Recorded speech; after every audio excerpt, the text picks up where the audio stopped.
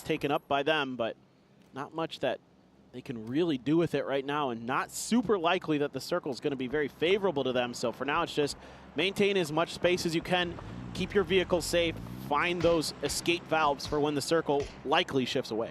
This plane path in circle has been absolutely brutal. 53 alive moving into the start at circle 3 in just 30 seconds. It is kind of calm for the time being, but the hillside is going to be the central focus. Most notably, it feels like that's the way we're going to be shifting. The circles, though, have been doing some wonky fun stuff for us viewers, but have been hellacious to deal with as far as players right now. So I'm not surprised that we do see Luna separating out a bit more. Could be an issue, though, as Sonics are rotating all the way. They were done with the Genji situation. They're like, no, let's just go down to the coastline, which does put them pretty close to Luna, as I think that Luna is going after the exact same compound. So it's going to be Haven on one side of it and the two members for the Sonics on the other. Yeah, he heard, I think, that vehicle roll up. That arrow for TSM, just not sure where that's meant to go. But go to Shipyard, yeah, TSM. go to Shipyard, even though it's out of the circle. TSM, this is what I was talking about. Why I really liked their opting of... Sorry, I'm a 15-year-old. It's fine. It's okay. Fine. Me too. This is why I like that TSM pulled off of that emergency pickup, because look at all this space they have here on this western edge.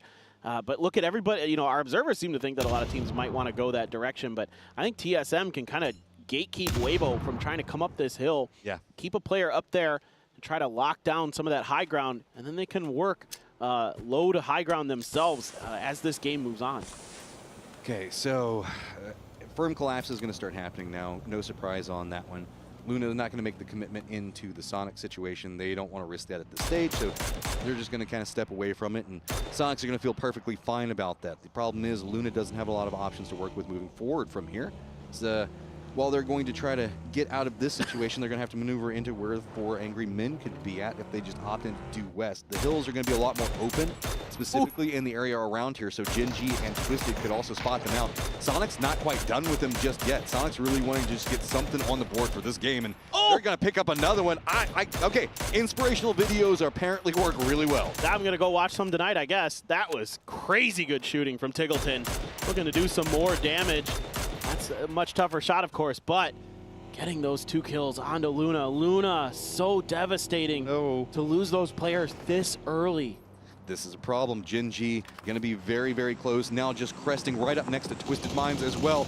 Kraken taking a little bit of damage onto his vehicle. Hasn't taken any damage in and of himself yet. Just trying to play along that hillside. There is a dip up in front of him that he can maybe make a stop off at, but it's going to feel terrible to be there as a solo, but that's all he can really do. He doesn't want to venture too much further into this. This is brutal for Luna. They're on 12th place. They're on the bubble right now with Tianba just 3 points behind them. Haven going to be confirmed. Checking out what's going on inside of that Porter as well for the Sonics, and they're going to scoop up a lot of extra goodies for themselves and can even use this vehicle to make their way through. But nice piece of work there from Shrimzy and Tig. And Suju going to go down to Snakers at the bottom of the hill. Nothing that 17 can do to save him. I mean, I love Falcon's position here. It's one of the great sight lines on this hillside, specifically whenever we look over into the north. They've got FaZe that are going to be down below them, 17 as well. Can overpeak a bit, as you can see that Roth is going to be punished for doing so, but they really want to make sure that they get the flush onto Genius. They want any points that they can find. 17 Gaming just wants to get somewhere, some type of position that they can play around to maybe find a flank position, because the way you can hold down this point if you're the Falcons, you can really deny any form of rotation over here into the north. Problem is, they bit off a bit more than they could chew with 2 different teams at the same time. Yeah, I think it'll be all right. I am not entirely sure what's going on with these red lines. I'm just going to be brutally honest. I have no idea, but oh well. TSM has so much circle control. I mean, just think about, again, you know, there's tons of teams up on the north, there's tons of teams on the east that are going to have to fight to get into this next circle. Kraken right now actually might get pretty deep into this game just by the fact that everybody's on the edge. I mean, okay, so we've got FaZe, Falcons, 17, Day Trade all lined up against each other. Day Trade going to be the gatekeepers. Tianba is also going to hear this, maybe stop off in front of it. I mean, Freaks don't have a lot of options to work with. Is it also going to be Twisted trying to scoop in right back behind Tianba? Oddly enough, it's going to be Zakraken with the solo just kind of hunkering down, going to be feeling pretty good about the circle in and of itself. Weibo's also going to be trying to come in from the south of it. It's going to be TSM separating out a bit more. This is what I was talking about. Look at the defensive line that we can see that Falcon's trying to hold down. This is what FaZe is looking up into. It is so hard to deal with, and throwables, most notably frag grenades, are going to be the best way to kind of at least disperse the defensive line. Absolutely. FaZe, though, has a pretty good chance to wait this out, wait for the Falcons to have to make a move, and even find a good grenade there from Corexi on Arello, and then just start kind of picking them apart piece by piece. There's the first, 3 more to go. And FaZe desperately needs these points, sitting at 14th with only 6 in their hands right now. They need to make a big move, and they need to start making it now. There's a big potential for day trade. They have stepped out, realizing the opportunity for kills as there is a cluster of people in front of them. Belmont's going to go ahead and take down Xiao Wu. Manages to get that one, so at least 1 point already now stacked. Falcons under a bit of duress, getting shot back from behind, but Flood is going to absolutely open this one up for Falcons, finding success on his flank. Now FaZe with no options to go from. It's just Corexi stuck out in the blue. He's got a tree to work with, but that's going to be it.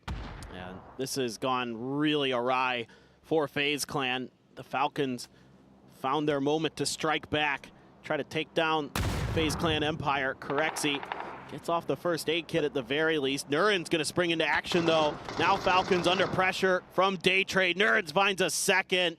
2 big knocks there for Day Trade. But here's the problem. Day Trade moves so aggressively into Falcons, they let Freaks move in and now have a gate kept position on them. But luckily, Belmoth gets the knock on to Salute, so that could provide an opportunity for them to regroup. Flash is also going to need to make some type of hold off to the west of that position. It's Jin Ji also right back behind the Freaks that could pounce any moment. Yeah, the Freaks thought they would waited long enough to try to get involved in these fights. Turned out they hadn't.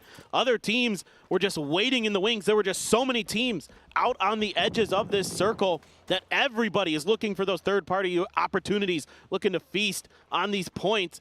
And then CC just peels out. I think he realized that that fight didn't get spicy enough for him to really get involved. TSM just going to be able to sit pretty towards the center of this circle.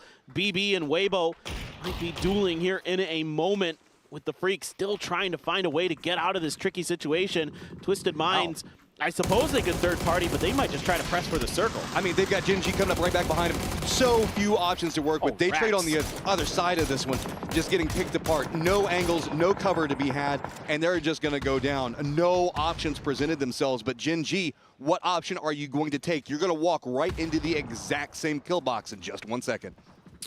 This could be a great fight. If Day Trade and Gen G are allowed to just kind of fight on their own, it looks like Twisted Minds is going to try to make a move towards the center of the circle with 4 AM in their way. Here's that fight with BB Team and Weibo. Bit of damage done onto both sides, but it seems like Weibo has taken the worst of it so far. Spyro, a few parting shots. They're actually Batulans, and 4 AM getting involved. Nurin's going to find another knockoff screen, but so far neither BB or Weibo really able to commit to this fight just yet. Maybe that grenade from Phil first will break things open. Oh, it was close. Get some damage, but Phil first at least going to be able to get the flush onto space, man. So just slow and steady, picking them apart as it goes. And this is what I was talking about. See, Jin Ji wanted to move into this lower ground position, but Day Trade has it camped on top and is absolutely demolishing. ZYY also steps back up into this firefight, cresting up the hillside, getting a lot of vision in. After he gets the shots on this one, he has to be careful. If he shifts down this hill, he'll have a ton of vision into BB, but they will also just be able to beat back into him very, very quickly. Meanwhile, we also do have up on the hillside, 4 Angry Men Twisted also still fighting. Tiggleton's still out in the blue, and Yongchon as well. Could get involved. ZYY going to load up with another grenade. The last member alive here for Weibo. Maybe thinking about the res. Indeed, going to go for it. Doesn't feel any more pressure. Tiggleton actually gets a knock on a Spyro. There he goes. Now he's going to spring into action. I think he's just going to die to the blue there. Yeah, did his damage. He caused a little chaos, and he's going to dip out. Okay, so we did see a good couple of grenades come down from the bottom inside that Jin Ji firefight going on with Day Trade. Jin Ji did manage to get the knock onto Thanadol with it, but it means that Day Trade can shift in and actually get a good linchpin position inside of the circle to try to make sure that they hold it. It's a race. Both teams aiming for the exact same angle to work from. Jin Ji trying to shift over a bit more into the east, going to separate away from it, but that means the fact that they could crest into the firefight with Twisted as well as 4 Angry Men in the vision that's going to be set up from that one. Now, let's not forget about the fact that CC is also still alive and looking directly into the same sight line. Well, the good news for Tianba fans is CC could get pretty deep into this, at least for placement points. Besto, good shooting, takes down Shen, immediately prones back down, goes for the first aid. Knows he has just enough time for that, but he's going to have to win a tough fight, or at least go for the flush.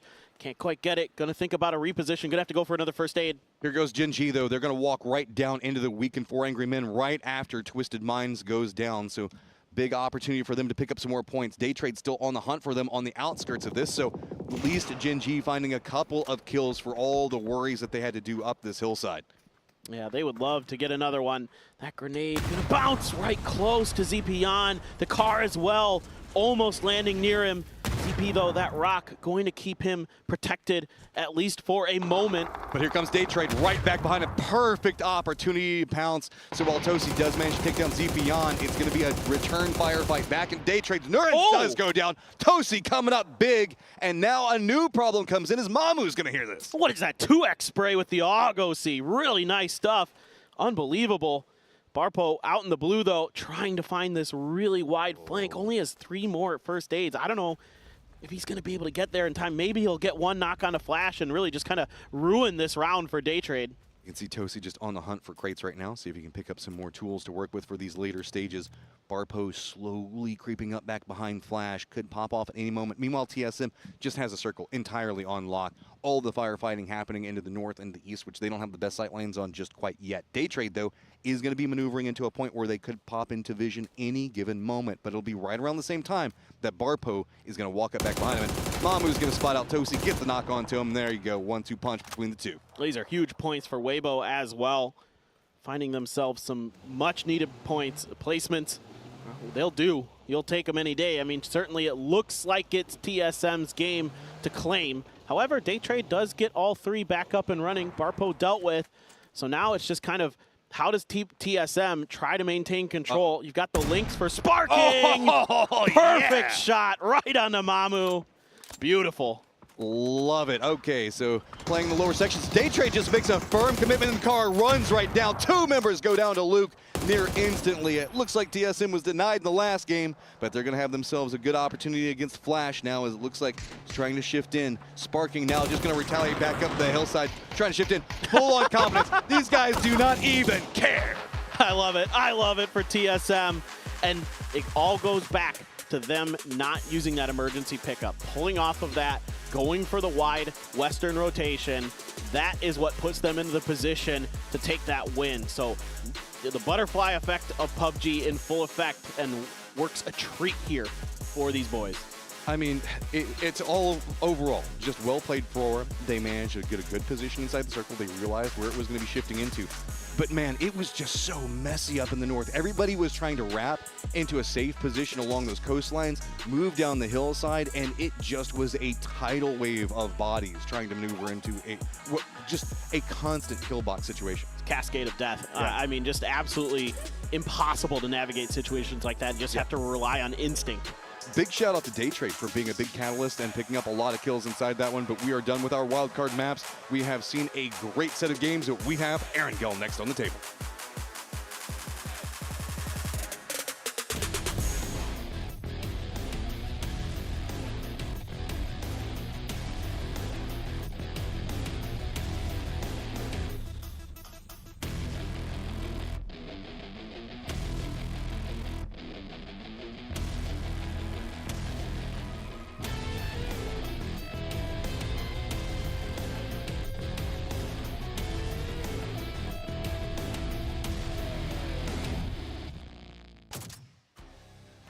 Third time's the charm. No one's hiding in bushes this time. No one's catching them on the back. They managed to get a good spot, and TSM comes away with the chicken dinner in our 4th match of Day 2, Circuit 2. Yeah, that's a huge one for them. Obviously, it's just about closing it out, right? And there's some other outside factors that really prohibited that from the other games that they actually had really good positions in. But here, they turn it around, they close it out really well, holding on to that western side. Obviously, that shift towards them was an impact, was a factor, but still, it was nice. You have to stay alive. You have to get as many points as possible, and they convert. And getting to that spot in the first place showed foresight. So they got to that spot, and honestly, I heard Clinton say at the end of that, or paper thin as you may, at the end of that broadcast, say it was a cascade of death, and it truly was. Because the fighting, the death, the destruction started at the very beginning of this map. Before we hit 10 minutes, there were already 5 players dead because of how difficult that first circle is and how quickly every team wanted to go to priority spots. And that kept continuing. And then in a weird stroke of change, TSM essentially had this game won by phase 5 because of how much fighting was happening up on that north side. Yeah, exactly. I mean, on both on the north side and that southeast side, right? All the teams trying to cross that road, trying to get out of some of that hard cover, and yeah, overall, like 4 AM, some situations, Twisted Minds, like even with that zone, if that shifted anywhere central or anywhere east, it would be so much easier for all the teams. But there is just so much chaos. You see here, 4 AM, and Twisted Minds, of course. Weber got some pretty good positions out of that. They got some pretty good placements, but it was another case of mutual destruction for BP team and them, right? And it really makes it rough for them, and they stay around that 12th place for Weber Gaming. Yeah, it is. So we're going to get a look at that board in just a minute. And remember, this is, as we head into the last 2 games of this day, starting to be the moment where it matters most for the bottom, because the bottom 4 teams do not get a shot at accruing points for the PGC Grand Final tomorrow. And that really is kind of, I think, where the story is starting to develop is there are teams that are becoming very wealthy when it comes to those final points, and you don't want to be in a spot for Circuit 3 in that last circuit final where you're desperate to get those points, and there's teams who are just sitting up there like Uncle Scrooge on 60, 70, 80 points that you get to determine if you go to the grand final. No, there's some teams that are playing right now that you can deny getting into their second circuit final, right? Which would also be huge. So going into the last 2 matches, you potentially could focus some of those teams and deny them their circuit final, potentially denying them already now a PGC Grand Final. But our top 4 teams here, Toughies, TSM on top. 6 kills, 500 damage. Not a huge damage kills game, but that was because they got a good spot. And honestly, I think they would have loved to have been involved in some of those fights. They had so much time over on that side of the map. The Sparking was able to drive out, loot up a bunch of boxes, go back. Like, they really were just completely uncontested because no one could figure out how to get into that center position. You know, it's a chill win when you have less damage than it takes to take down 6 kills, right? And 562. And 1 utility. 1 utility. 1 grenade. That is all they had to do. On the other side, Gen G, 26 nades, 15 smokes, just to get 8 kills in 3rd place. But they only moved 8,000 meters. They didn't have to go far, but they chucked grenades every single step of the way. That's a home turf circle. The other one is 42,000 meters. That's like 45,000 yards for the league. Gen G's nade per meter rating is really high. 4 AM does come out with 8 kills as well, and off the back of the last game, very, very impressive. A huge glow up from this team, who honestly, when we looked at Circuit 1, I thought, oh, these guys may not have a shot. They seemed super discombobulated. Here today, they are a totally different team. Yeah, really liking what I'm seeing from them. Honestly, this, for me, and of course, it's going to be Luke 12. Let's go, Luke. 3 kills out of the 6. They're half the kills coming in, and also more than half of the damage, right? We saw that peak onto Day Trade. He got 2 of them. That's quite easy for him to kind of turn that around, but it's good. I talked to him, actually, and he's always one of those guys, you know, he likes coming in at 12, you know, 6-7 hours before the games are starting, and he's like, yeah, I like to get my preg out before all the stress kind of begins, so I can chill a little bit before everything starts. So I have a lot of respect for that work ethic. He literally, I've been told by production that he's basically sitting in the chair waiting for them to come here and turn on sort of the internet access and get everything up and running because he wants to spend so much time putting in extra work. I like that. Gotta respect that's the best mentality you can have out there. Again, another really linear kind of top right, 16, 14, 12, 11. It's a lot of teams are getting a lot of these kind of points, and it's stacking out quite nicely, of course. Sonic's not getting that much, kind of evens out the top of the leaderboard a little bit, but still, this makes a huge impact once you get to a wrangle, of course. We have some teams that have plenty of points that they're not going to be worrying about, but once we get to that grand, or the overall total leaderboard, it's really going to be some teams that's going to be single digits, and it's going to be scary going into those last 2 games. Let's take a look at the overall leaderboard. I'm going to, real quick, say Sonic's, TSM, Twisted Minds, good for you guys. Now let's focus on the bottom, because those bottom 4 teams are the ones that get eliminated. They're the ones that are risk at being hunted right now as we go into this last match. Let's look at them. Luna Galaxy, Tiamba, FaZe, and BB team really shockingly low. Weebo also in a really tough position with 12. Virtus Pro at 17 and KDF. 2 bad games. You think that's... They need to have 2 bad games. They had 2 bad games. Okay. All right, they had the good Beamy game, and then they had the other clutch game. It's the only points they really got from this one here, 17. They need some big games here to make that happen. But still, what they just need to focus on is they see an easy opportunity on even Weibo, Luna, Tianpa, FaZe, or BB. That's where they should be putting their focus, rather than fighting some of the other teams that's already going to the circuit tomorrow. Because right now, even though we have a crazy 5-way tie with 26 points, those teams I would deem safe at this point, right? Because they're so far ahead of Weibo. Even if they started fighting each other and they get 1 kill per 2 matches, they're ahead. Because remember, the highest it's been is 25 points on that bottom 4 cutoff. It really is. I mean, even all the way up to first place, Sonics is even that far ahead of them. 15 points difference. difference. Yep, absolutely. So from 9th to 1st, 15 points difference. Wild, right? Wild. The key, though, bottom 4 teams. Get ready to watch those in. Now, I will say this. The benefit of the bottom 4 teams is that none of them are what I would call the juggernauts, right? The ones that everyone's terrified of seeing tomorrow. Right. So maybe they'll get left alone. It could be something where the top teams are like, all right, you guys do you. Because one thing is you don't want to make big teams mad, but you also don't want to make unpredictable teams who have nothing to lose mad. Because they still get to play next week, right? Yeah, that's the scary thing, for sure. I gotta ask you, though. Freaks so far, what do you think? What do I think of Freaks? I think a lot of us gambled on Freaks today, and I did not think any of us expected them to be struggling as much as they have. And honestly, it feels like they're just being caught in some early fights, in bad rotations, and it's not even necessarily their fault. They're just getting picked off. We'll see if it continues. 2 matches left. Will people be attacked? Will they be hunted? We'll find out when we come back. It's time for a wrangle, so don't go anywhere.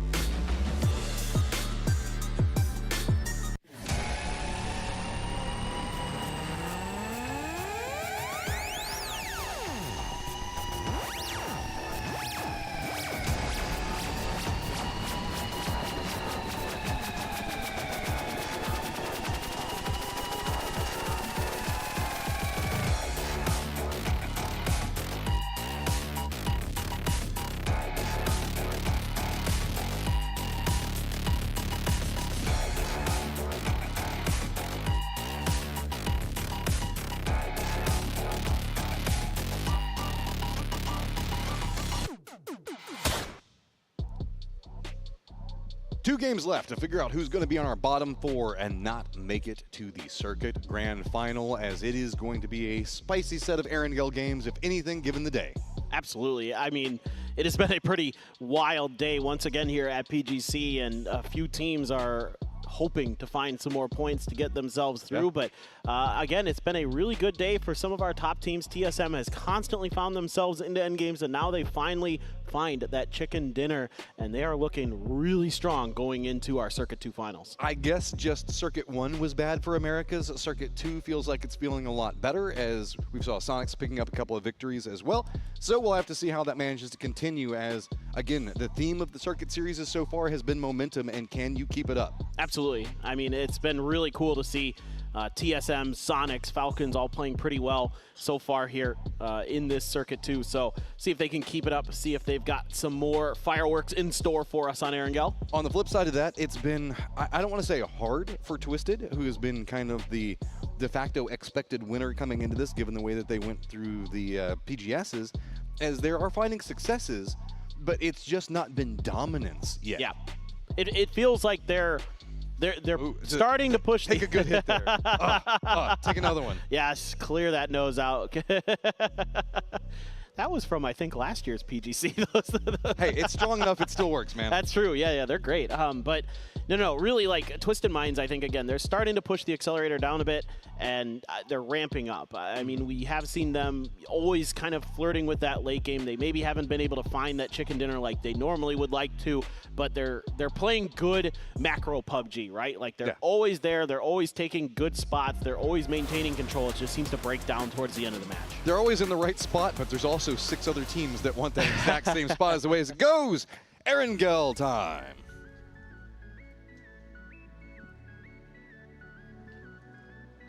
Here we go, as we're going to get a pretty northern plane path coming up over Kameshki, or as I believe it was once time described to me as Kamikaze, because if you go there, there's no way you're going to make it out alive. That's not a bad way to describe it, I suppose. It is difficult to get out of there. I mean, your rotation path's super limited coming out of Kameshki. I mean, you're either going north and west or south. Those are basically it. And if somebody's up on Stalber and they feel like making your life difficult, they have the opportunity to do so. But Flash and company for Day Trade. Belmoth, once again, having a really, really good day here for Day Trade. Has been putting up some solid numbers for them. 8 kills on the day for him. And your top 4 average damage dealers have been, well, it's Salute. It's Salute. It's the Freaks. Yeah, it's the Freaks. It's the Freaks. They've been good on this map. Let's put it that way. Yeah, and we've also seen a lot of the circles leaning towards this Yasnaya area, given the plane path. That might be something we see again, but also we have the opportunity for some potential Gatka.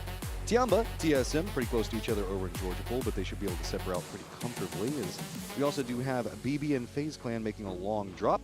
Sonics and Gen G, though, they've got a party of their own to be had, as Rex is just on the hunt for anything, trying to go for a punch. Not going to get too much out of it, as he is going to go down.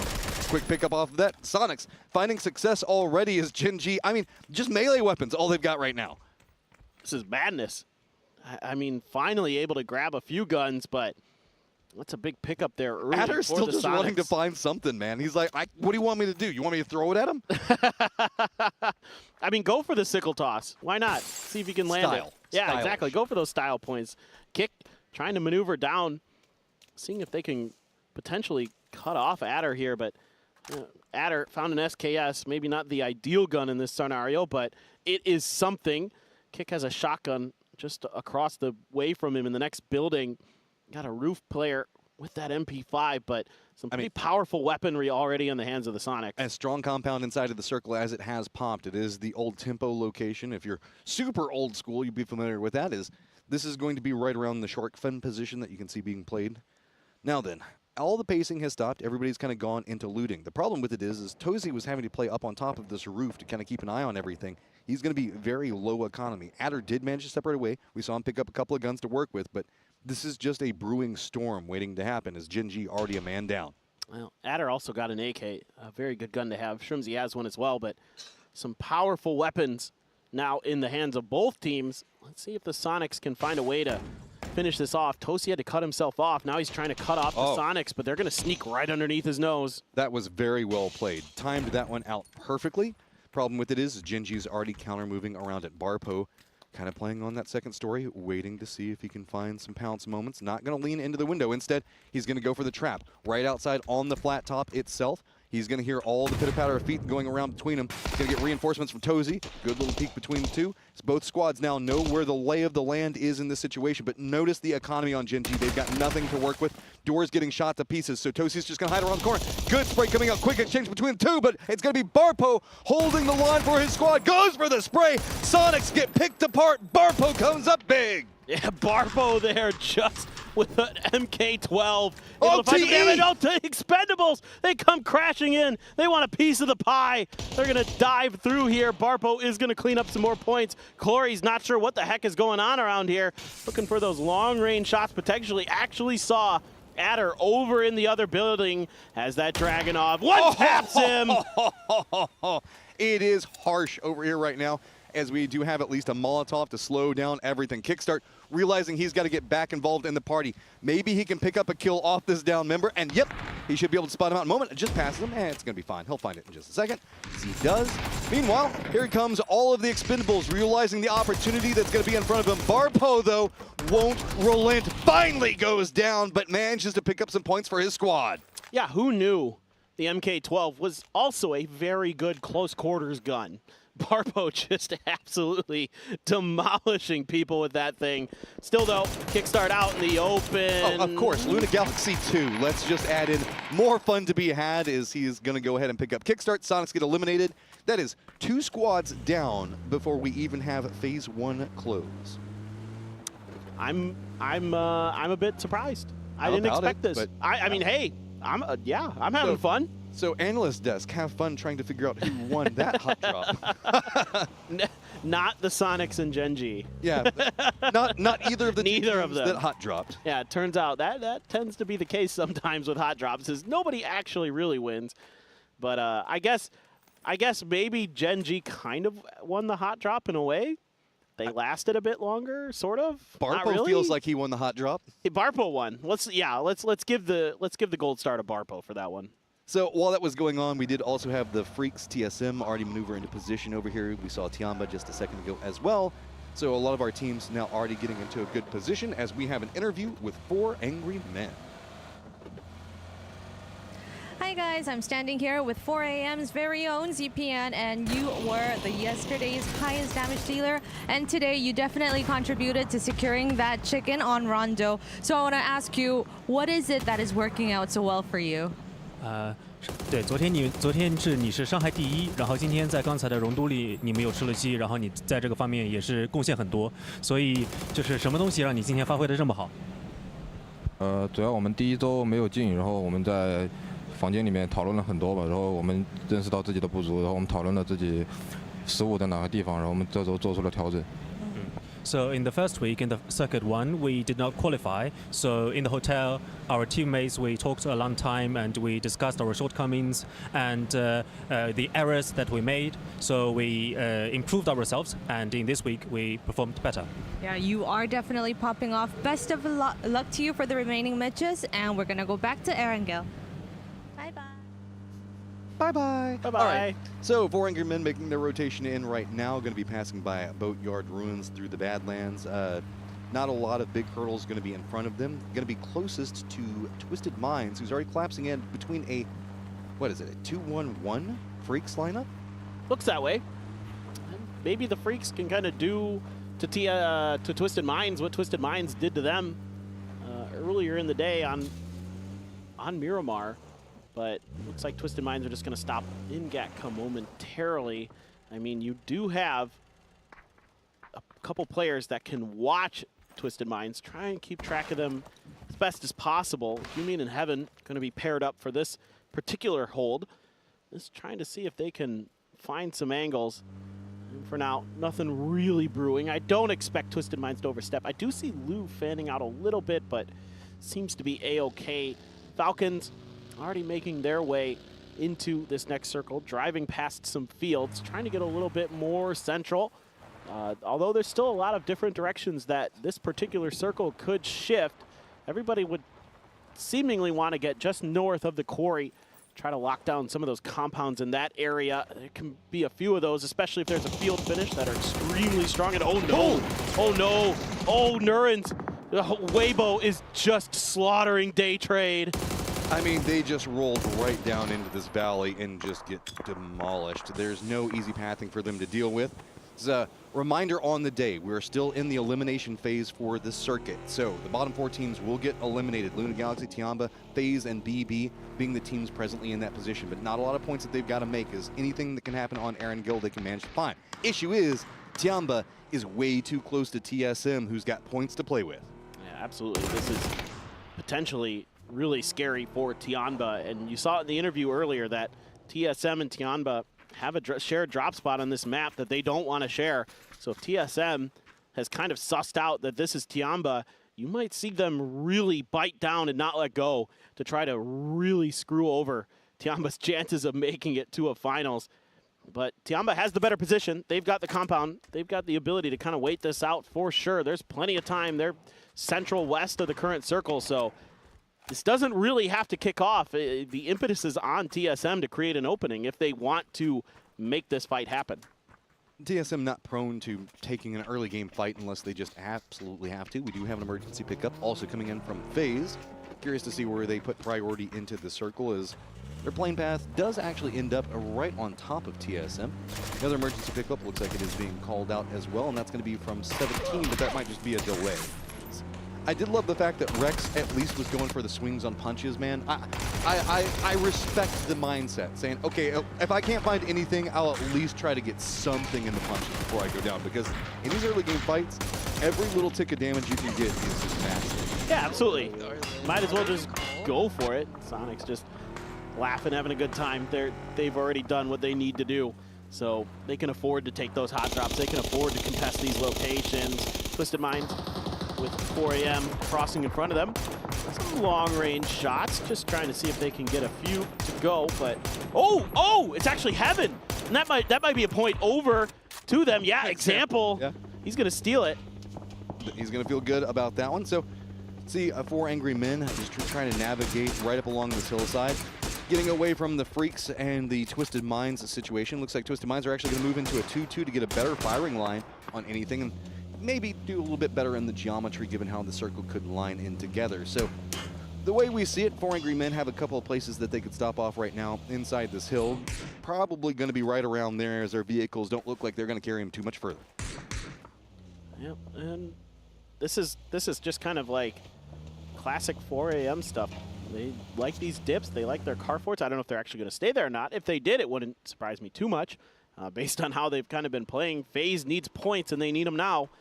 And they are over on the northeast corner with one player fanned out with Jeems on the other side of the quarry. So if there is a quarry shift, they are in an okay position to maybe do some damage in this game. Luna needs points as well. They're right next to FaZe, fanned out quite a bit more around the edge of the quarry for now. So it all just kind of depends on the circle for both these teams. They would love to see a southern shift, as they could really maybe find some good opportunities to get in a compound, hunker down, use that high ground on the edge of the quarry, maybe harass some other teams.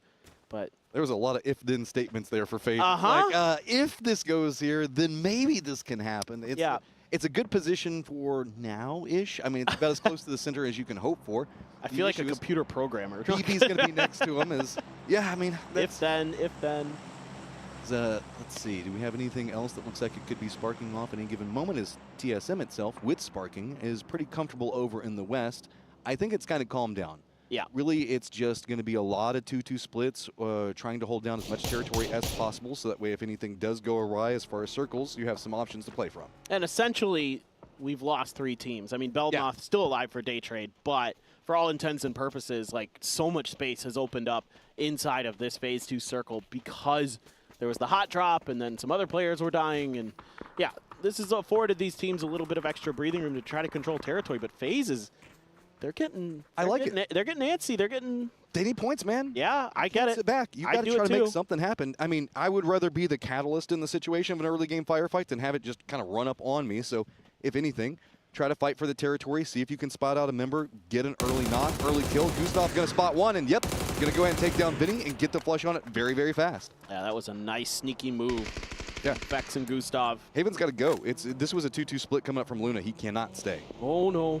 Oh, that's so scary. That's so scary when you hit a rock like that. Oh, no, he did it again. Oh, no, no, stuck. no. He should be able to walk, though. I mean, Run. There's some firing lines that his teammates can work with to try to assist, but he's on the weak side for it. They are going to only be able to spot any form of top peek. And Circle, if then, did not count in Corey this time. Well, I would say the good news here for FaZe is by doing this much damage to Luna and putting them on the back foot, you could open up the southwestern corner of the next circle for yourselves, potentially. Yep. See if they can get the job done. It's 4 a.m. A dash again across another field, this time with a lot less fire coming their way, at least so far. You've got Twisted right next to you once again. They're driving right at the Falcons. Ooh, 4 angry men going to navigate away from that. I like the fact that we see Twisted kind of take control over the Gatka southern section of Chopsticks itself. And Haven is going to finally go down, and FaZe just unrelenting. This is a squad that definitely knows they've got the experience. They know exactly how to play whenever they're behind and they need to climb up the leaderboard to qualify themselves. Oh, for sure. You know, these players have been around for a long, long time, and they have great heads on their shoulders. Here's that fight potentially between Falcons. Grenades being loaded up, thought about. 4 a.m. sees some heads and says, you know what? Maybe not, but Zepion was knocked and Twisted, reaching out for points. I mean, 4 a.m., they're fine. Like, this isn't the biggest deal in the world. They're going into the finals tomorrow, but certainly you'd like to end on a strong foot. And, I mean, Twisted just wants anything they can have. They want to start the momentum rolling in their favor. They're going to start to stretch out more and more. They're actually going to leave the Chopsticks position entirely behind and just move into the hillside exactly where 4 angry men are at, and they're going to start making it look easy to take control over this territory. This is a lot more of how we were expecting Twisted to navigate firefights. Yeah, absolutely. I mean, you can see now that Twisted has, played well enough today to most certainly find themselves in another finals. Might as well just go out and take those opportunities when they present themselves and kind of ruin the other team's days as much as possible. Because, again, I think a lot of people might not know this, but once you're knocked out of a game, once your team's out, you have to sit there and wait for the match to finish. And it's so mentally taxing. Uh-huh. You just have to sit there and watch all of the, what I could have done, or there's nothing worse than having a team come up, kill you, take the spot that you were at, and then watch them win from that position, because you're just going to sit there and brew the whole time. Tiamba, that's not the way you want to start this one off. The CC already down, flushed out. Tiamba, not a lot of options. They were going for the center position. 17's already going to be holding down. They've separated out. They've sent one of their section of it up into the north. 7-7 just cutting across the Gatka fields. That means he's going to be target practice. Delwyn taking shots at it. We also have 17. He's at least going to be able to stop off for just one moment. Pal Pal, though, shifts off down to the south. He's just going to move right into the valley in between everything in that hill. Yeah, this is not good for Tiamba. They really can't afford to have another bad game. Grenades are out. We already lost James for FaZe. BB on the other side of the hill. A doozy with some level 3 gear.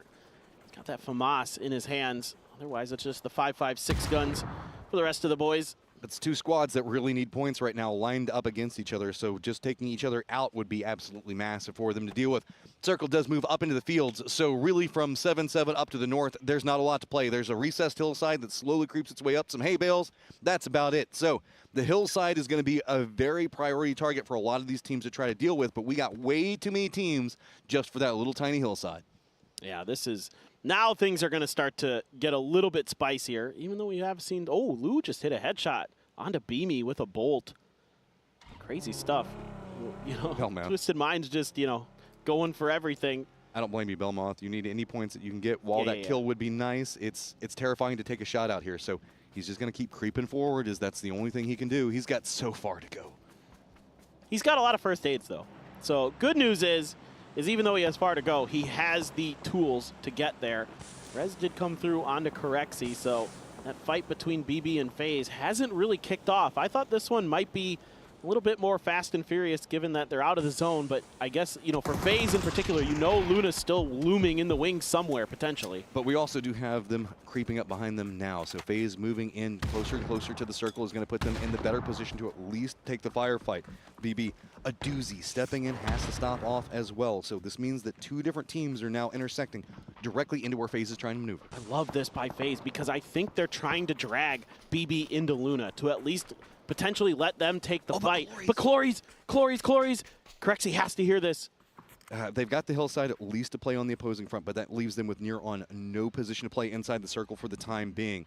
Luna cresting in, does spot out Spyro from behind, do manage to get the knock onto him, so BB now in some trouble. Looks like they're going to go ahead and hop in a vehicle, see if they can maybe shift back around. It's going to be Best Lock trying to see if he can get into a position to set up a counterpoint, get some type of firing line into Luna Galaxy. FaZe, though, looks like they have realized what's going to be going on. They have sent Fex around to maybe creep him around, see if he can get an angle onto Calories itself. So Kraken going to throw a bit of utility back over, does at least force Best Lock away from that tree, so get some type of vision to play from. And yes, Fex does take down Calories, and now FaZe has a bit more space to play from, but the rest of TE has spotted out Fex. Yeah, this is a really smart maneuver from FaZe Clan. Good grenade there, but Bestalock with a nice response onto Kraken. Gonna take him down. Just looking for any more danger close stuff. Phil first has the first aid up. Now looking for the rest of FaZe. Some smokes had to be used. FaZe, like you were talking about, under pressure from the expendables. Posa going for a wide swing. And we know what he can do as a solo. Is Gustav going to be ready? These are three teams in our bottom four while Weibo goes out in 12th place right now.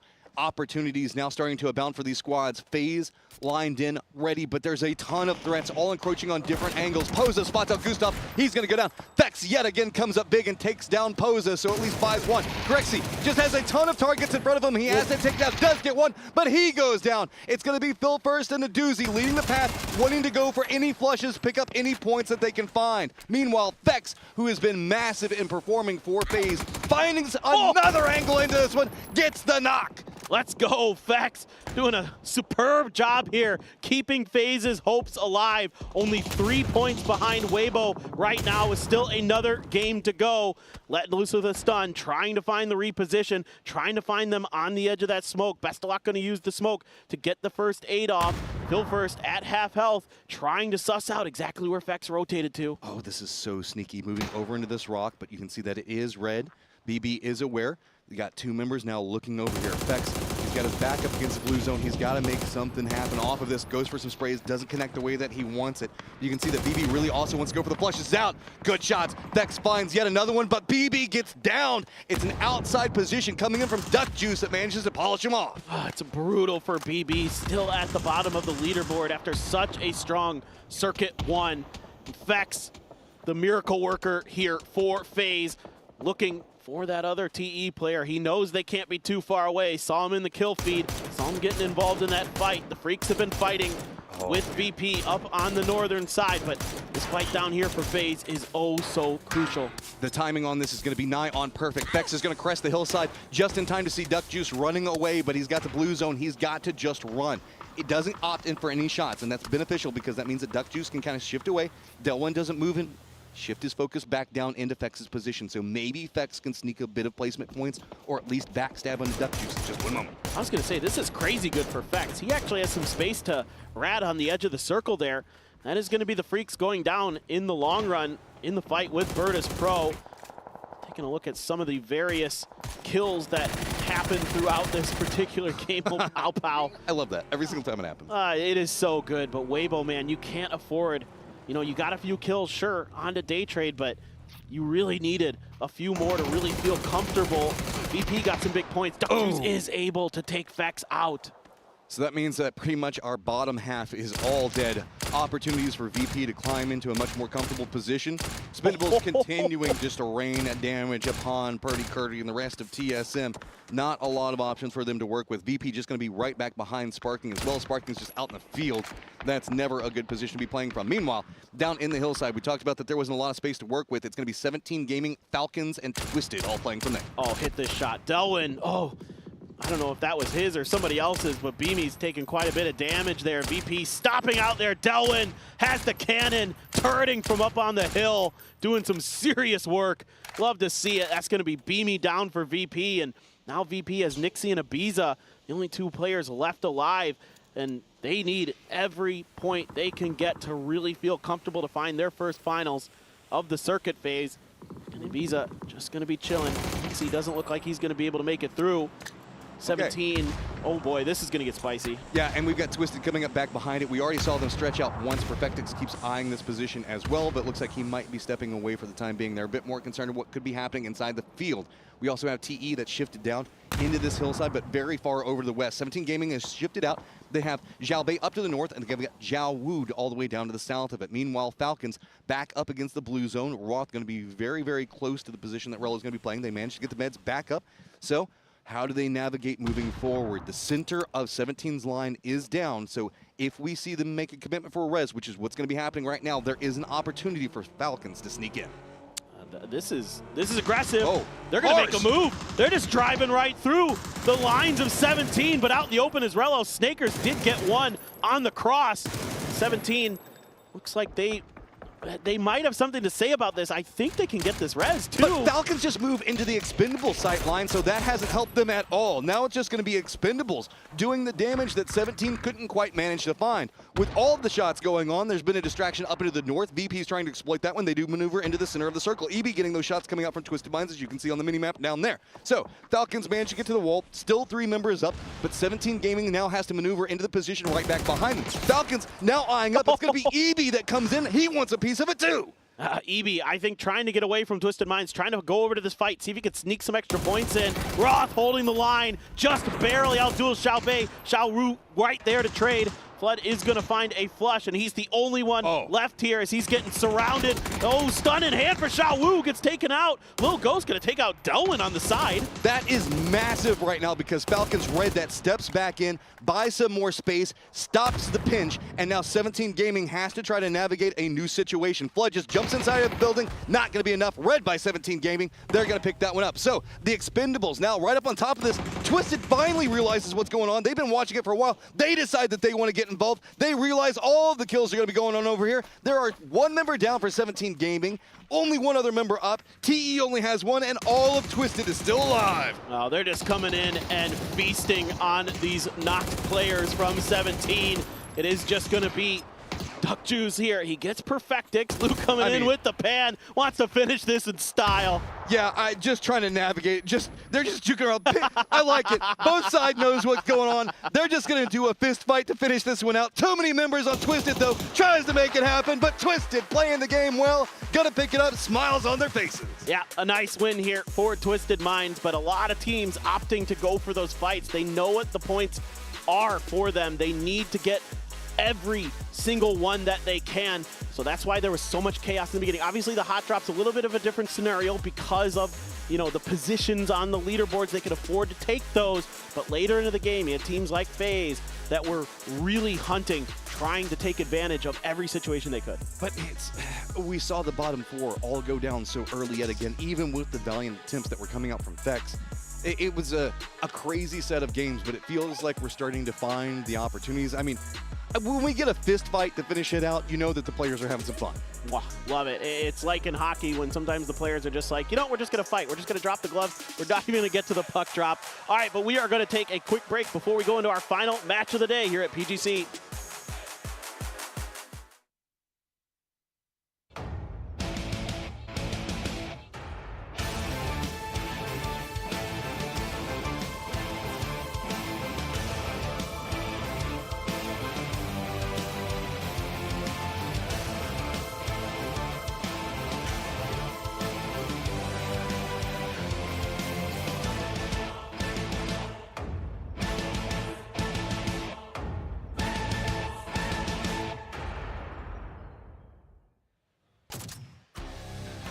Twisted Minds boxes in their opponents and gets the knockout to take the win as Expendables goes down in 2nd place.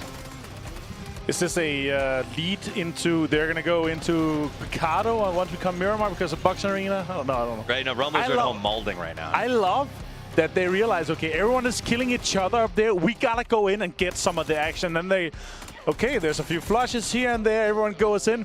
The three guys goes in with pans and knuckles and fists, and Example stays back. Okay, I'm gonna get it. I'll take it. Boom, boom. I'll just take it. Boom, boom. Why not? Let's get those points.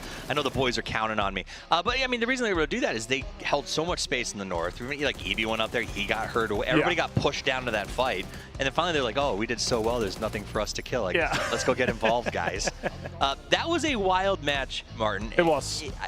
In the last game, I talked about 5 people dead by 10 minutes. There were 12 players were dead before the 10-minute mark. Yeah, that honestly, for me in this situation here, like it really talks to how this system is, where it's a best of 6 per day. You gotta get top 12, and once you're kind of safe and like, the teams are just so aware that okay, we can just fight. We'll just fight for the sake of fighting, right? And we'll fight for the sake of having this engagement because we need to work on that, because this is exact teams that we're potentially playing against in the grand final, right? And then there's the stragglers behind that are, you know, sub 20 points. It's true. And they have such a rough time. And so many times you see, you know, Weibo Gaming versus BP team is like the two teams that they don't want, like they're assuring mutual destruction. And those are the two teams that exactly for each other's sake want to avoid each other, but it's just happened so many times. It's fascinating. Look at this. Oh my God, this is fantastic. They're picking up pans, they're throwing them around. And, you know, to his credit, he was like, you know what, I'll play this game with you guys. Let's do it. Why not? I was thinking about they played a little pan fight game. You can see the smiles on the guys' faces. They enjoyed that. Honestly, it feels like Example finished it because he was like, guys, I just want to be like, I'm going to go get a drink. Come on. I need toilet. I'm hungry. To get it done. I know it looked like he got like the other two guys got in front of him, so they were like the potential to get the kill. He was like, no, it's my kill, and he took out the gun and ensured that Lance killed him. There's 10K on the line for the MVP, man. Every stat matters. Exactly, and I love that because that one kill is a captain kill for me. It's so I love that. That is a captain kill. Interesting last game, but I think it speaks. Look how cheese landed too. Well, because they feel like they're qualified, and I think that speaks again to what we said at the start of the day. You got to start strong, because if you get to this end game, it gets just chaotic. I mean, that wasn't even the 6th game. That was our 5th game. Yeah. And these players were looking for those fights. Twisted Minds comes away with 11 kills, Expendables with 8, 17 Falcons on down from there. But I think your point is really valid that you just made. The idea that it is rare for our players to really get the chance to go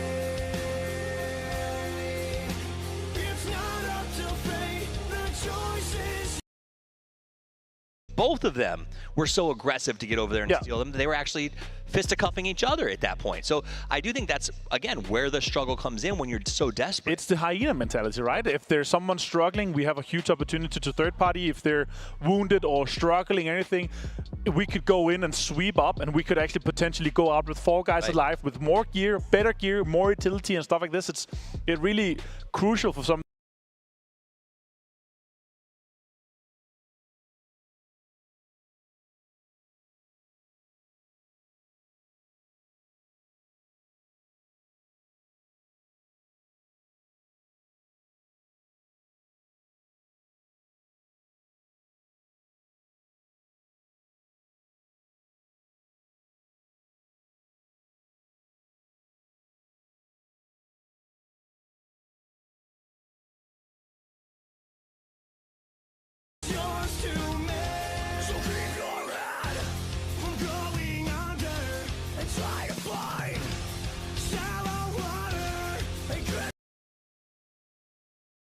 In with a gun. I don't know if is that poor form Peter coming out here and just like bringing a gun to a fist fight at the end. I mean, the game was over. It was just a little bit of fun, but I mean, what I liked about that game was start to finish, it was like nonstop action. So I'll take that any day of the week. However, we still have 4 teams that are going to be dropping out of this and not moving on to the finals tomorrow. So my eyes immediately go towards the bottom of that leaderboard. Even the Kwangdong Freaks only have 21 points here today. Very unlikely that they're not going to make it through, but you know, it's basically on Weibo, FaZe, Luna, Tianba, and BB to make a big move. Sorry, Gen G dropped extremely early, and I'm enjoying watching Kickstart's little arrow go. Okay, is anybody else coming over here? Is anybody else coming over here as he's trying to drop back over next to the compound?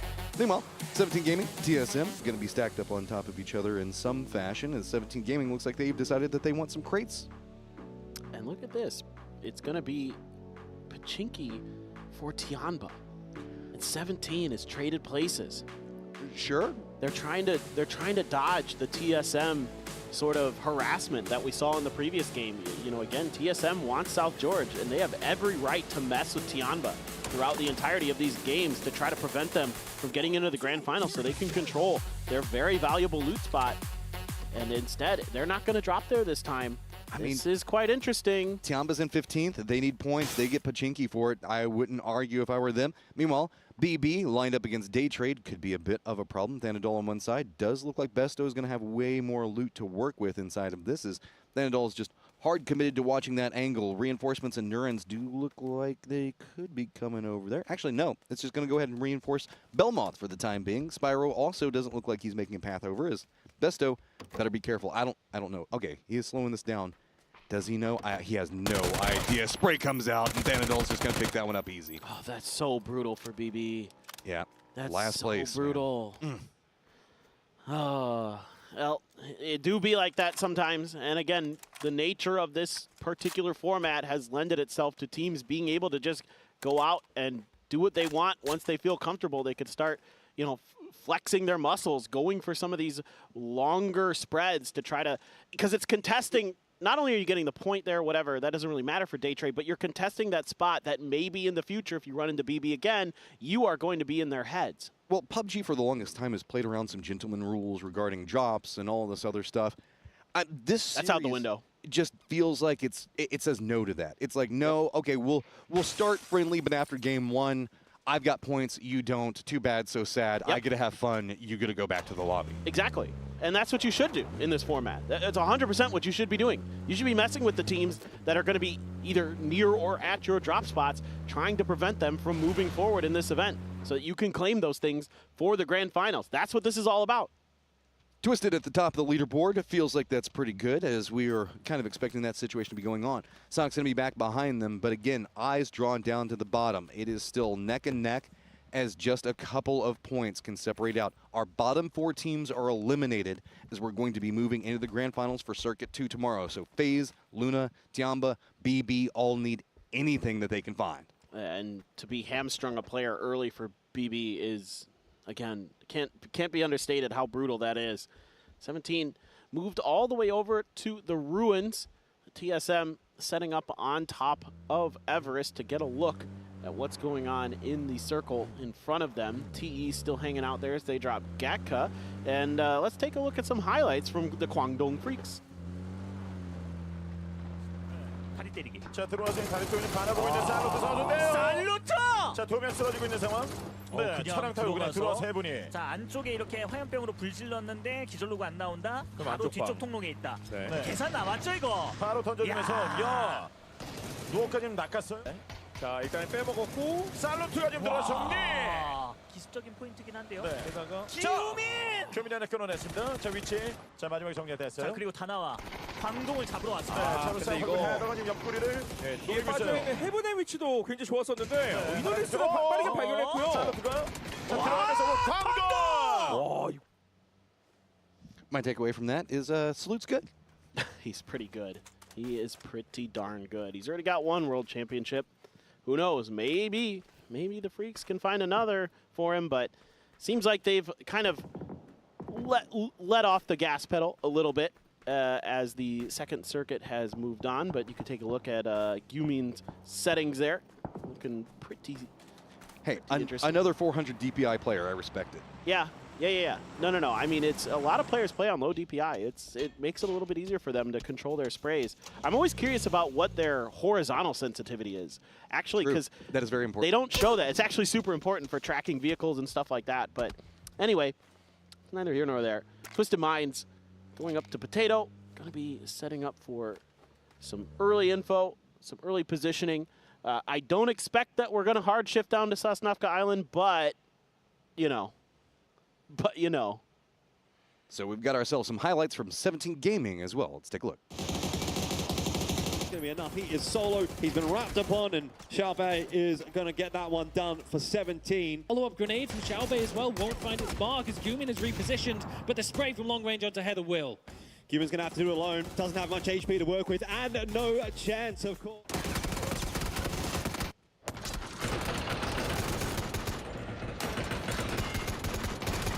Not looking good for FW though. Banana One has more or less been corralled into. Well, it looks like Jin Ji and Falcons have bumped into each other as Adder is going to find out Flood, get the knock onto him, as Jin Ji also does have one of their members down in Barpo. This is just going to be more of a compression that's going to be happening right along the coastline, so a lot of our teams kind of eyeing just that area west of Farm. Absolutely. Trying to get as close to that kind of ridge line just to the west of Farm there. Where if you're looking at the map, you're going to see BB, Twisted Minds kind of set up there. That's kind of creating a bit of a bottleneck over towards the farm itself. And that's where Genji Falcons got a little bit caught up. There's only one player from the Falcons down there. The other three are north of this, so no real danger for the Falcons at the moment, except for losing one player. And you have Tianba and the Freaks in Pachinki. The Freaks have opted to try to make their way through here. This is curious. Jamal FaZe having some car problems. Going to go ahead and have to run over here right next to the Falcons. Roth, oh man, that's a squad killer in his hands. Looks like Fex has an idea that something could be brewing.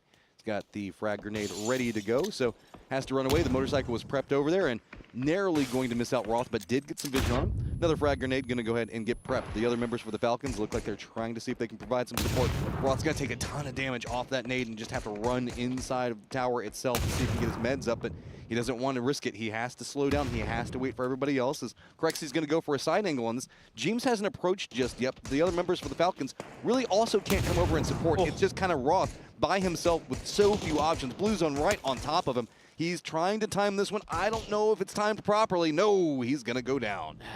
But that took so much utility from FaZe Clan just to get that one knock. I mean, 4 or 5 frags, a Blue Zone to boot. Yes, they're going to get it. Yes, they need that point because it puts them tied with Weibo, at least in the point. But Falcons trying to just hang on to this other compound that they have. A couple players still left, but should be a freebie here for FaZe at this point. Indeed, Roth is going to go down. I like the fancy footwork from Roth. Did a great job of making it difficult for FaZe, but at the end of the day, didn't really have much support. Keep in mind, Weibo is just going to be over to the west of this. They heard that firefight, so they should have a pretty good idea on where FaZe is. That could be instrumental moving forward as they are presently our 12th place team and going to be keeping an eye on FaZe in every single action that they make. Duck Juice right outside of the Sonics compound. Neither team needs the points desperately, so a bit of a pride fight. Tanvu did find the opening knock. Door gonna be shredded by Tanvu right after that. Throwing a stun in there. Gonna hear those shots from Kick. Taking a look over to see if he can find him. While this is going on, we also do have a gatekeep that's going on down on the bridge. It's going to be Luna Galaxy going after 4 Angry Men. Another squad that needs a ton of points, but it's going to be a quick exchange between both squads. One member down for Luna. It's going to be 4 Angry Men just trying to get away from this, and there is a small cost that happened in it, but Luna wanted way more out of this. Meanwhile, Sonics still just trying to see if they can take care of Tanvu, who's a ton of members up for TE up on top of these buildings. They're going to lose both of them as now Tanvu in some trouble, has to step away. Vinny in the bottom right-hand corner of your screen in the picture-in-picture chasing down the 4 AM player who had to drive off the side of the cliff. Should have a pretty good chance there to take them down. Luna needs these points oh so desperately. Now this fight between the Sonics, they've almost got the Expendables down. Oh, Duck Juice. Man, oh man, that was a good shot. All right, so you can see a couple air bursts going off as Luna Galaxy still on the hunt for any point that can maneuver around them. They want it all, and they need it, but no, it's going to be HS that gets the knock back. Luna in a lot of trouble at this point as they're trying to make some type of play around the circle. Does pop, does favor Luna's position for now, but all of the West pretty much open, and there's a ton of teams stacked over here, all on top of each other. BB, Twisted, Gen.G, Day Trade, Freaks. This is just a cluster of teams to gatekeep out anybody trying to approach. Oh, and FaZe lost a bunch of their players off screen, so they are in danger of being one of those bottom 4. Rillo did find a grenade onto Weibo though, so who knows? Maybe FaZe's hopes can be kept alive. James did pull off of that fight. Still have this one going between Luna and 4 AM. Luna has found 1 kill confirmed so far, but they're gonna lose Kraken for it. Luckily, the circle has popped over here because this has taken way too long. Luna wanted this to be so much cleaner, and it has just been a mess for them. HS gonna have to deal with 2 members lined in, but oh, what is this? Good shots coming up from HS. Luckily, the Posa follow-up comes up big. They want to try to get this res now. They lost their player on the other side. Meanwhile, Kickstart still dancing. Finally, gonna clean out the Expendables. And Kickstart's gonna let them know. Let's out a Yelp. Nice stuff from the Sonics overall here today. Really starting to get their mojo. Starting to find their groove.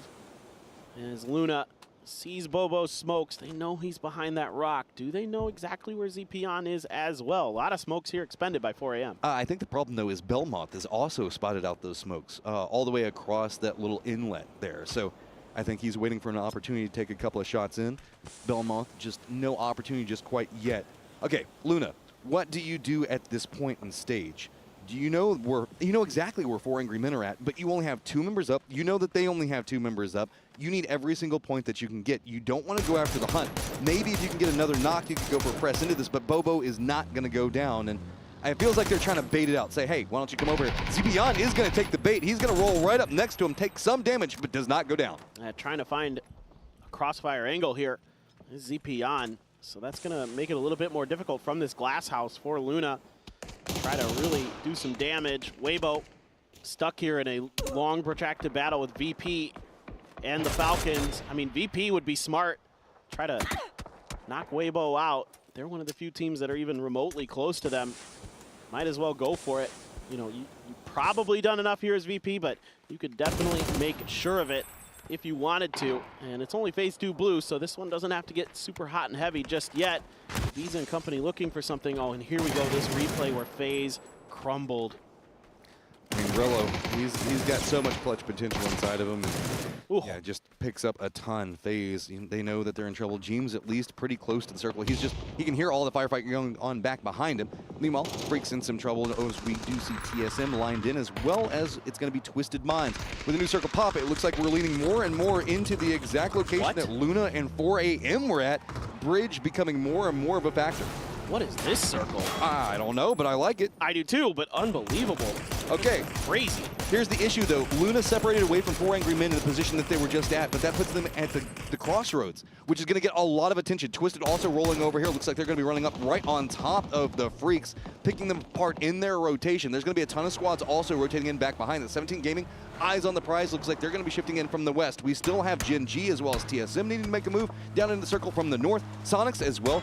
VP still has multiple members that need to cross in. Let's not forget, we still have the Falcons, VP, FaZe, Weibo situation that's going on. I mean, James is actually driving back away from the safe zone to come start hunting down players. This is madness. Oh, but he's going to get spotted. That's terrible. He goes down, and that means FaZe cannot touch the top 12. Yeah, now you're looking at Luna, who went from a bridge camp to being center circle.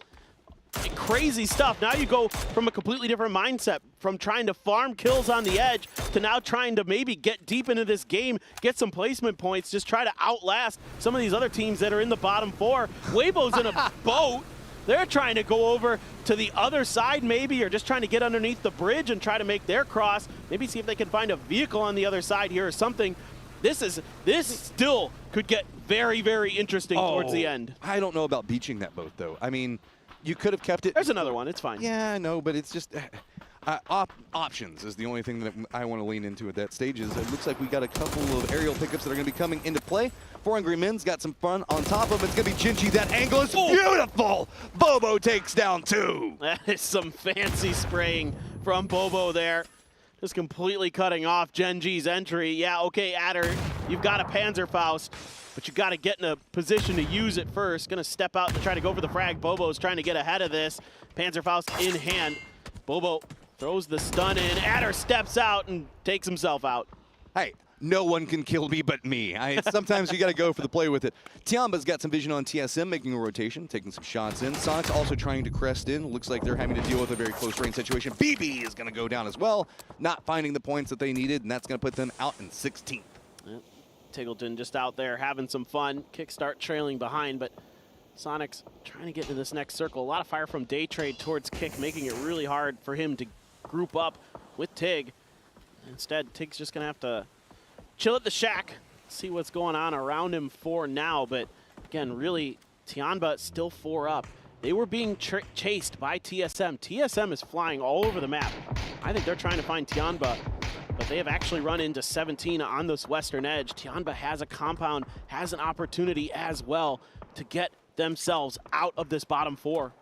Luna, luckily, with all of the crazy firefighting that was happening on the edge, still has control, knows exactly where 4 Angry Men at. This fight is still continuing, as there's not just a lot that can be done over here. Sonics do get eliminated, but they're going to be perfectly fine. Still have VP that's going to have to make a cross into the circle. Day Trade as well. 17 Gaming having to deal with TSM, as you were just talking about. TSM not managing to make a foothold inside the circle just yet. It's going to be 17 Gaming that's doing the gatekeeping on them, but they only have 3 members lined up, as Xiao Wu is already across the road down to the south. They're retreating from this fight. They don't like their position, and I don't blame them, especially that we can see Pretty Curdy is flanked out pretty far out to the north. He's got a machine gun in hand as well. Sparking with a Dragunov, looking to pop some heads. Alo gonna let loose with some grenades. Xiao Bei close behind that tree. Not sure how much damage he took, if any at all, from those grenades. But they're gonna use this trench line to try to defend, to try to dig in and keep TSM out. So with 17 on the high ground, TSM is trying to maneuver down the hillside, see if they can find some angles, but it's so hard. These little dips where we can see them, we can see 17 Gaming's playing from, are so hard to get shots into, but they can line in a couple of good grenades. Does manage to drop in back behind, almost like in the corner pocket pool. So Alo's going to be leading the forefront on this one. He knows that he's got an opportunity, but he has got to at least get the starting knock. It's going to be Pretty Curdy that actually managed to take out Xiao Bei and takes down Suju as well. It's going to be TSM in control of this firefight for the time being. Purdy does go down after his position is revealed. Little Ghost now going to start trying to find some more, but it's going to be Xiao Wu. Came back. He's got a Panzerfaust late in this firefight. Could be big and does take down Sparking. Yeah, great stuff from Xiao Wu. Expects the peek from Luke, and he's going to take him down. A nice 2-piece here for Xiao Wu, down to 6 HP. Alo can't take down Lil Ghost. 17 holds the line. That was looking like it was TSM until Xiao Wu came back and turned the entire thing on its head. So Weibo still not yet inside the circle, trying to cross the bridge, but playing for safety. And I don't necessarily blame them. We still have Luna with 2 up, Tiamba with all 4 up. So trying to see if they can buy out placement points by doing this shift in. No more bridge camp for the time being. 4 Angry Men might spot them on the approach, but I think that 4 Angry Men are too caught up looking at Luna's. Pose and Bobo have been shooting at each other for a while. I think Weibo should be okay-ish as long as they don't really run out in the open and get caught flat-footed by 4 AM.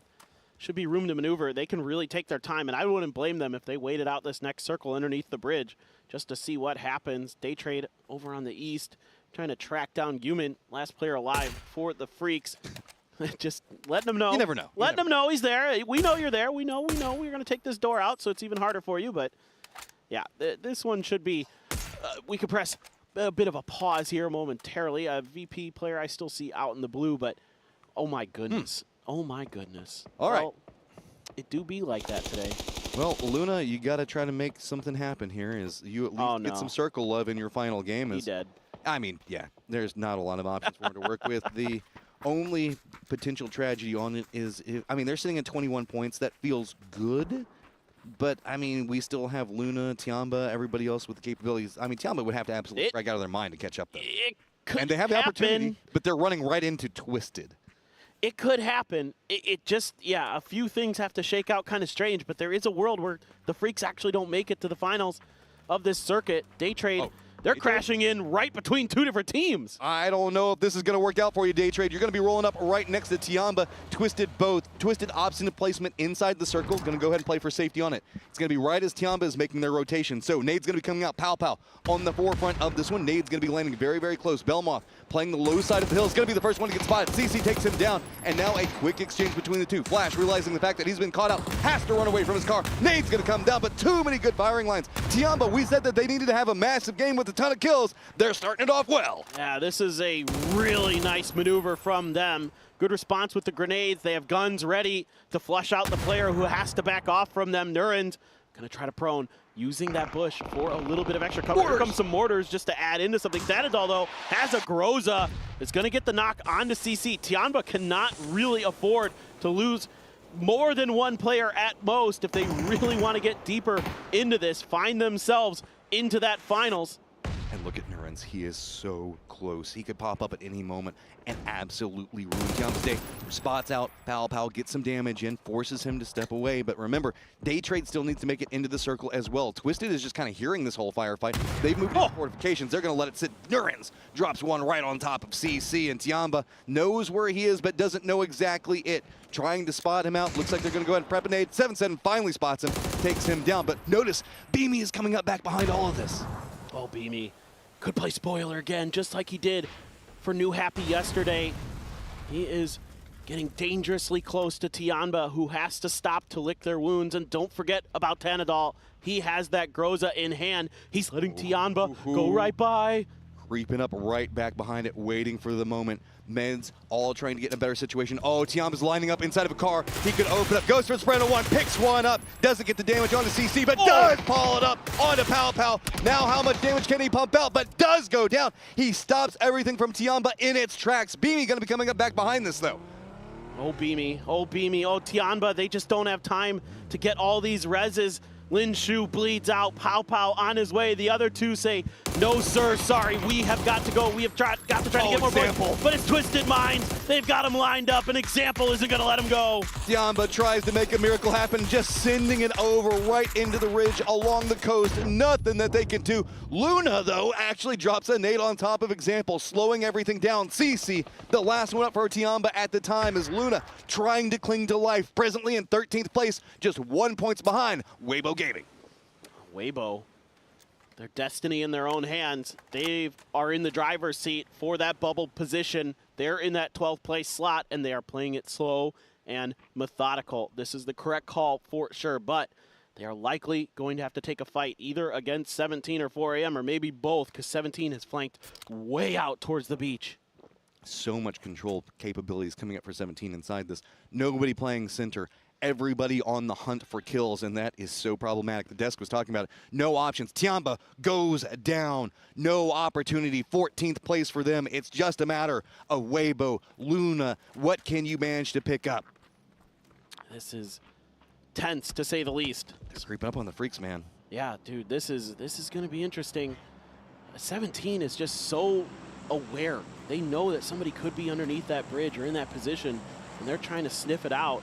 Beamy must be just feasting on first aids because he is flying through them, trying to get through this phase 6 zone. And here we go. They're at the rock. Do they know? Oh, they've spotted out. They know exactly that there's 2 members up there. They don't want to take the fight yet. Oh, I think that they got spotted in return, though. Nades have been prepped. Oh, look at the arcs coming to run on top of him. 17 shuts that down in a second. Oh, beautiful, beautiful timing from 17. And Weibo, just Mamu, the only one left. Seeing if he can do anything here, but I don't know what he can do. There's no way he's getting out of this. He's going to have to try to wrap through the blue to go around the other side. He's climbing up the rocks.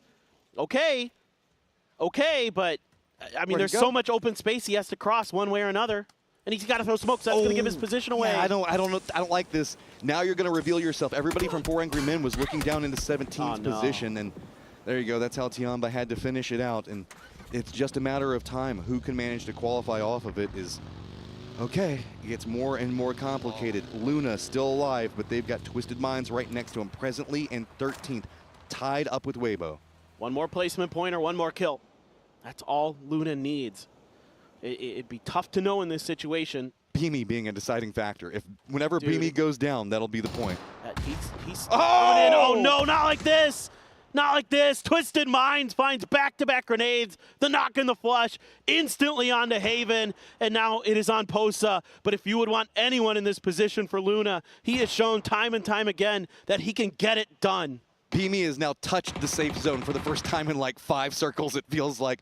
Posa clinging to life, the circle pops. It goes 17's favor. It's going to lean right along the road, so that means that there is no cover to be had. Oh, Batulins has a DPS. Oh, he is hunting Posa down right now. Beamy has an opportunity. He just has to cling to life, but if he goes down, that's going to be all she wrote. Luna can creep in and take Weibo's positioning.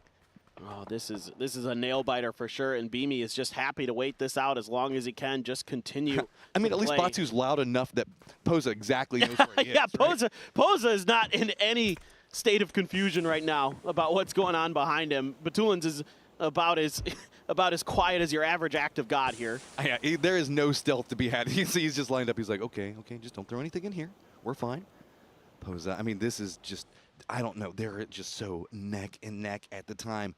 Twisted, what are they going to opt into doing? Beamy's going to start making a bit of a move in a second. 4 Angry Men taking some shots. So that's why we can't really see Twisted make too big of a play into this line where Pose is going to be positioned at. It's because 4 Angry Men have some vision on this point. 17 just taking control over the circle now. And uh-oh, they've spotted him out, but good read on it. He jumps up on top of something, dodges out the Molotov, so he's surviving for now. He's got one stun and a Molotov of his own. Could delay just a little bit longer, but is it going to be long enough to keep Beamy from surviving? Blue, okay, some blue zones there. They're just trying to flush out this building. They don't fully realize it. I think they think it's clear because of the mollies, man.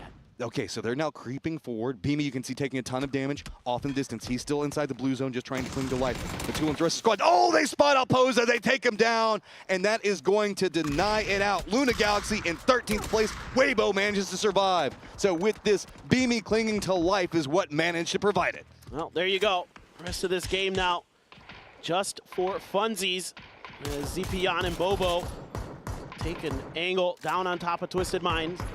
Twisted Minds, good diligence there, and now they're going to fall under the DMR here of Zipian. Easy pickings. Yeah, Twisted Minds goes down in 4th. This is the Posa problem. We've seen it actually affect a lot of teams where you just have to deal with Posa, and he slows you down so much that it just denies out any positioning. So it is just going to be 17 Gaming lined up against 4 Angry Men. Should be a nice 2 win. Angry Men. Fair enough. Should be a nice, easy win here for 17, you would think. And they've got 4 AM pinned on the bad side of the circle, so they're just going to try to run in, go for the finish, throw some smokes out, try to clear the way. Just a matter of how effectively they can do it. Helps when Little Ghost hits good shots like that. Xiaobei just going to go ahead. No, you don't get to surrender this to Blue. I want to finish you off myself. I've got a gun, I've got a target, I've got a goal. Running up into it, Zhao Pian just holding the stairwell, waiting for it to happen. Flashes coming in from everywhere. Just trying to cling to his position for now, but he knows the blue zone's coming in after him.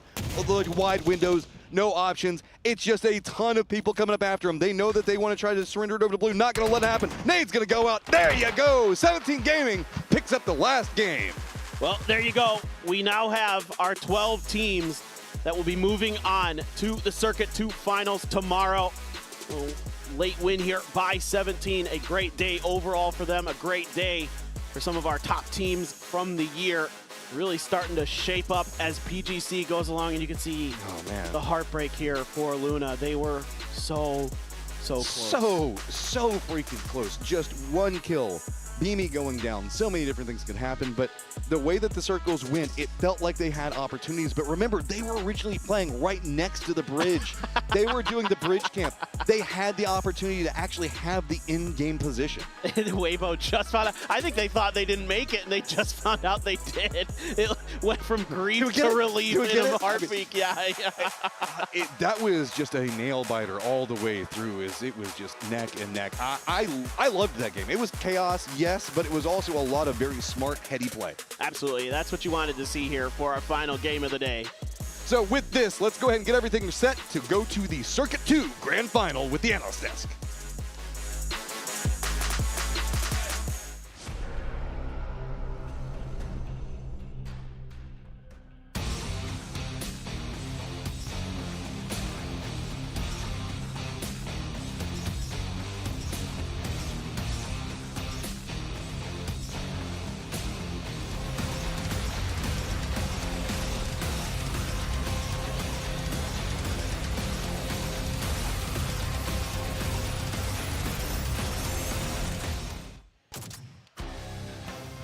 They often find themselves in second, but in the last game of the day, they find themselves as first, as 17 comes away with the final chicken dinner of day 2.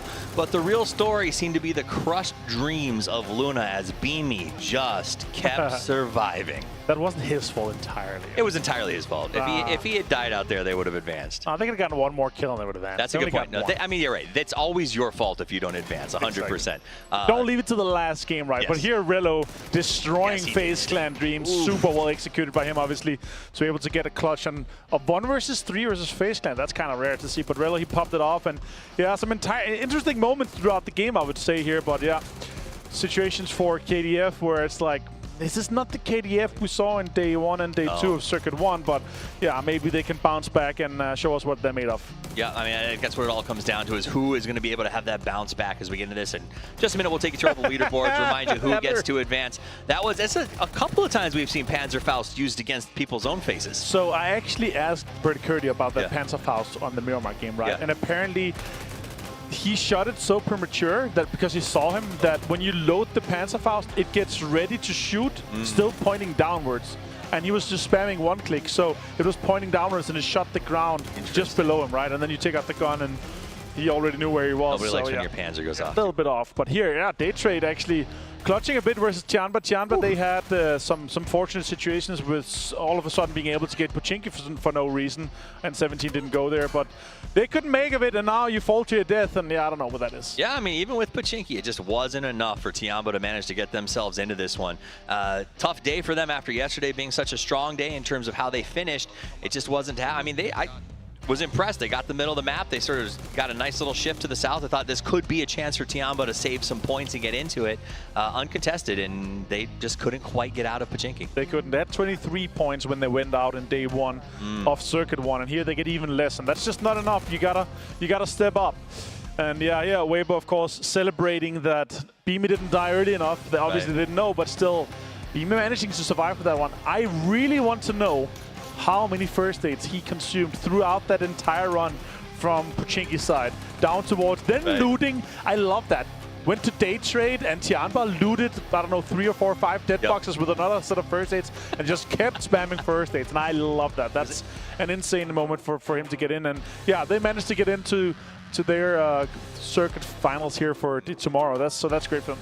He was like a little scavenger making his way across the map, just grabbing everything he needed. But very smart, and Beamy has proven that he really understands how to survive when all else is lost. This guy has salvaged so many points for his team, not just today. It's actually pretty impressive. Super underrated player in my opinion.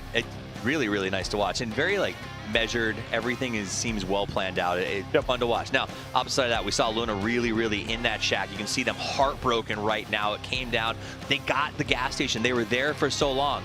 They thought they had it, but they didn't. In fact, we're going to hear about some other players that had it today. Let's go over to the stage where Bella is chatting with some of our players.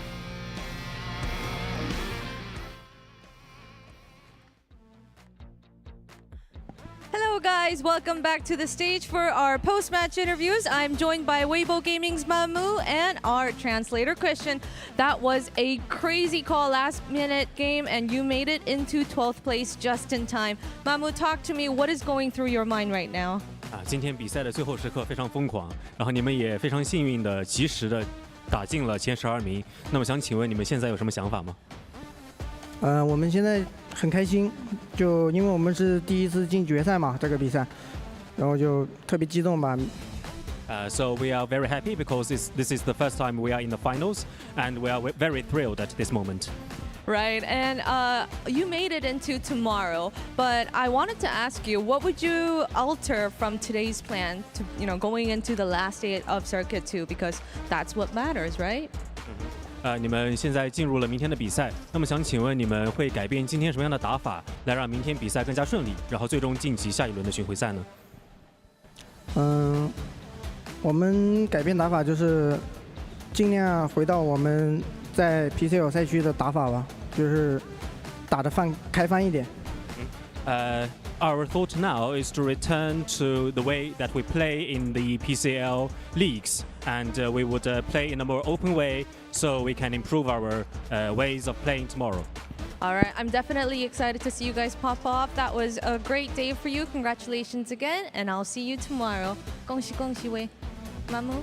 All right, for our next interview, I will be joined by Twisted Minds Batulins. Join me up on the stage. Hello. Hi. We meet once again. Yes. You guys only played 2 days here at PGC, but your form is on point every time. So how does it feel once again closing the day out as number 1? Just a daily routine, like we're just better. So what else you can expect from us? You get better and better every time you play. And, we all noticed you having a lot of fun. Those moments were caught on camera. So if you had to pick, what was your most memorable moment of the day? Today or like in these 2 days? Today's games. I mean, maybe the 5th game when everyone was just dying and we just tried to kill... Chlor. Yeah, like with a pan or like with a fist, like something like that. I guess this was fun. Brutal. Yeah. Well, that was quite funny to watch. I feel like this is, I don't know. I want to ask, tell us how confident you are going into the last day of Circuit 2. What do you think? I mean, I don't want to be the one to say it, but... No, you should say it. I would say that you guys are more than confident. Yeah, that's true. That's true. All right. Well, best of luck to you. I don't even know if you need it, but all right. Continue to pop off. Yeah, thank you. All right. Thank you. That was my... Can I say hi to all the fans? Oh, yeah, sure. Take Всем привет, ребята. Спасибо, что поддерживаете нас. And also in English, thank you very much for supporting us. All right. Всем привет. Молодому привет. Хотели привет, so всем привет. Thank you, Batulins. And that was my interview. So the desk, bye-bye. Take it away. Bye-bye. Bye-bye. Bus driver. Bye-bye. I think she just called me the bus driver. Well, welcome back to the You kind of desk. look like it today. I do look a little bit. I got him. That was my uncle's favorite dance move. Bus driver. Anyway, all right. So that was a crazy day. We heard some answers. I like that Batulin's answer was, it's just business as usual. Yeah. It's what we do. It didn't look like it the first couple of games when he was slapping his desk, Yep. So I don't know. But I'm just happy that it's not Esports World Cup where it's like 3 days of play and then you're out if you don't do well and you have to make it to the grand finals. Here, they can ramp up, and if you're a true champion of the year, if you're a potential PGC favorite, this is the perfect situation for them, obviously being able to play as many games as possible. So I'm really excited what they do tomorrow. Yeah. Like, if they can put themselves into a spot where they're, okay, in last game, we just do bad and we actually get a few more play days. If we do so, we feel content with what we have done so far. But yeah, tomorrow is super exciting. Some teams, they really need the points to make sure they get into the grand finals. Some other teams are there for the first time, so that's exciting too. All right, let's take a look at the last match. A little bit of chaos, but it is worth noting who did well. 17 walks that way with 8 kills, 4am with 7, Twisted Minds with 7, though one of those was an absolute heartbreaker as they did keep Luna out of that push at the end. And then VP gets 4th because Beamy just does Beamy things. He is the great salvage master. He grabs, right? Like it's been incredible to watch today. Like, he single-handedly ensured them, I don't know, 17, 18 points, or something like that. Yeah. Being alive alone, the amount of kills that he got contributed with, and the amount of times that he got them into placement situations where it's like, it's insane. But I need to figure out, I'm gonna go in and check the stats for tomorrow. I have to figure out how many first did he use. It has to be somewhere like 25 plus at least. Yeah, because I mean, at that last section, he actually just chose not to even try to stay in front of the blue and just tanked it out, waiting for an extra placement point or two. I got to respect that. 17 Gaming does come away as our chicken dinner. Let's take a look at their stats. Lil Ghost, he's actually felt like he's been kind of quiet in this event so far, so it is nice to see him up there, most likely in the man of the match position. 17. Just feels like they took a little while to wake up, but 17 starting to look more like 17. And these are guys. We used to talk about how Twisted Minds consistently was getting third, right? We can go back PGC after PGC after PGC. 17 is just like that. Always the bridesmaid, loves the second places, and I think that they're probably tired with that. So seeing them setting themselves up for a good final is nice. Yeah, 100% agree. You've got such a good point with that, to be honest here. I got to ask you, though, a slightly relevant question. For him, for this stats here, is he upgraded to Poltergeist yet, or where are we at in terms of, or are we waiting for that until tomorrow? So we called him the Poltergeist back at PGS1 last time we were in Malaysia because he was unstoppable, right? Almost like Tycon Hamas levels of just absolute brutality, and it feels like there's been a bit of a fall off for a while. Am I poltergeisting him? Not yet, but he is. I would have categorized him as a Casper as of a couple of days ago. So this is at least an improvement that we're back to maybe slightly larger Ghost. I like that. Number one, though, for both kills, total damage, and average survive time here. But look at that. Beam is single-handedly put VP in 4th place for average survival time. I like that. That's great. That's hilarious. Yeah, but 39 kills, it's a little bit of a testament now that they're kind of the juggernaut a little bit back for these guys here. Not really seen example fully turned on yet to like the insane example level that we know, and if he does that at any point, that's fantastic.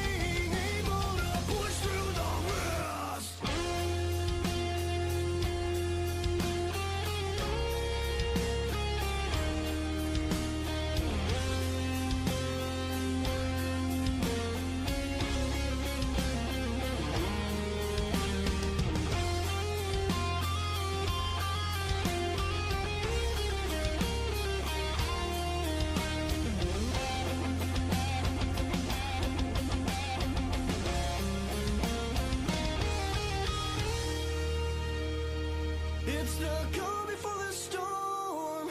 You can feel it getting closer. The signs are telling and torn. Darkness fills the sky. So keep your head from going under and try to find shallow water. Can't you see that something has to change before it's too late? Or you'll suffer the wrath of the storm that you create. It's not up to fate, the choice is yours to make.